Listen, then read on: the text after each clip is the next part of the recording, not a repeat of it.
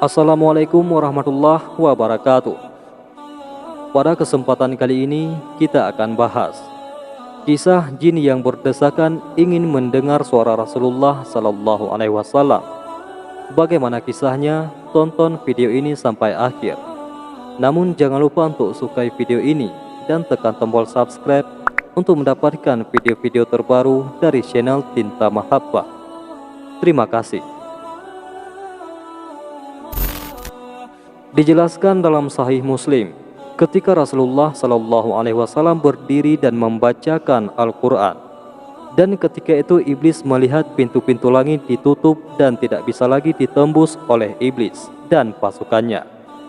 Saat itu iblis berkata, "Apa yang telah terjadi di barat dan di timur, sehingga kita tidak bisa lagi menembus langit?" Maka ketika mereka mencari di penjuru barat dan timur, mereka pun menemukan cahaya Rasulullah Sallallahu Alaihi Wasallam yang sedang berdoa dan membaca Al-Quran. Cahaya itu membuat para jin berdesakan untuk mendengar bacaan itu, kemudian mereka beriman. Dalam tafsir Ibnu Katsir dan kitab lainnya diceritakan bahwa saat itu ada beberapa raja jin yang diperintahkan iblis untuk melihat apa yang terjadi. Ketika para jin menjalankan tugasnya, justru mereka menyatakan beriman kepada Nabi Muhammad Sallallahu Alaihi Wasallam. Para jin itu pun berdesakan ingin mendengar suara indah yang keluar dari jiwa suci yang merindukan Allah Subhanahu Wa Taala dengan getaran iman. Para raja jin masuk Islam berkat suara indah Rasulullah Sallallahu Alaihi Wasallam. Dalam riwayat lain diceritakan, salah seorang sahabat yang sangat mencintai Rasulullah baru memeluk Islam. Pada suatu hari, setelah duduk bersama Rasulullah, ia keluar ke suatu tempat, melihat aurat wanita dengan sengaja, maka ia merasa telah berbuat dosa besar. Ia pun menyendiri ke atas gunung dan tidak mau lagi melihat wajah Rasulullah SAW karena mata itu telah berbuat zina. Sehari, 2 hari, 3 hari, Rasulullah mendapat kabar dari Jibril alaihissalam. Rasulullah pun bertanya, "Di manakah dia saat ini? Kenapa tidak pernah hadir lagi saat salat berjamaah? Tidak pernah lagi hadir di majelis?" Dicari ke rumahnya, keluarganya berkata, "Ia naik ke atas bukit, ia mau bertobat." Sayyidina Abu Bakar radhiyallahu an diutus untuk melihatnya dan ternyata pemuda itu sedang menangis. Ditanya oleh Abu Bakar, "Kenapa engkau ini?" Pemuda itu menjawab, "Aku punya dosa." Sayyidina Abu Bakar berkata lagi, "Ya sudah, sekarang menghadap kembali kepada Rasulullah Sallallahu Alaihi Wasallam." Pemuda itu pun menjawab, "Aku tidak berani melihat wajah Rasulullah. Mataku telah berbuat dosa. Mataku ini tidak pantas lagi melihat wajah Rasulullah Sallallahu Alaihi Wasallam." Kemudian Abu Bakar berkata, "Urusan adab dan malumu singkirkanlah dulu. Kau diperintahkan oleh Rasulullah untuk datang." Maka ia pun datang menghadap Rasulullah. Dan saat itu Rasulullah sedang melaksanakan sholat maghrib.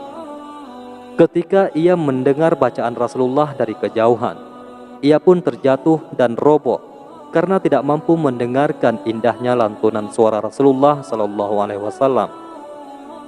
Pemuda itu pun dipapah oleh Abu Bakar dan terus masuk ke barisan sholat. Selesai sholat, ia hanya terdiam di tempatnya. Orang satu persatu pergi dan tinggallah ia sendiri. Rasulullah berkata, "Mendekatlah engkau." Pemuda itu menjawab, "Baiklah, ya Rasulullah." Sampai ia dekat dengan Rasulullah dan pahanya dekat dengan pahanya Rasulullah Sallallahu Alaihi Wasallam. Ia tidak berani mengangkat kepala untuk melihat wajah Nabi Muhammad Sallallahu Alaihi Wasallam.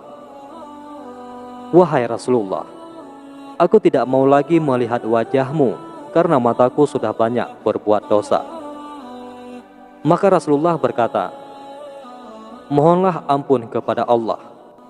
Maka si pemuda berkata, "Aku meyakini bahwa Allah Maha Pengampun. Namun mataku yang sudah banyak berbuat dosa ini tidak lagi pantas melihat wajahmu, wahai Rasulullah. Rasulullah berkata, angkatlah kepalamu, pandanglah aku. Maka pemuda itu mengangkat kepalanya sedikit. Air matanya mengalir dan ia menunduk menangis di pangkuan Nabi dan pemuda itu pun wafat. Allah Ta'ala mewafatkan pemuda itu di pangkuan Rasulullah Sallallahu Alaihi Wasallam. Rasulullah Sallallahu Alaihi Wasallam pun menangis. Sahabat Abu Bakar berkata, aku melihat air mata Rasulullah jatuh di atas kepala pemuda itu saat ia menciumi paha sang Nabi Sallallahu Alaihi Wasallam sehingga wafat di pangkuan Rasulullah.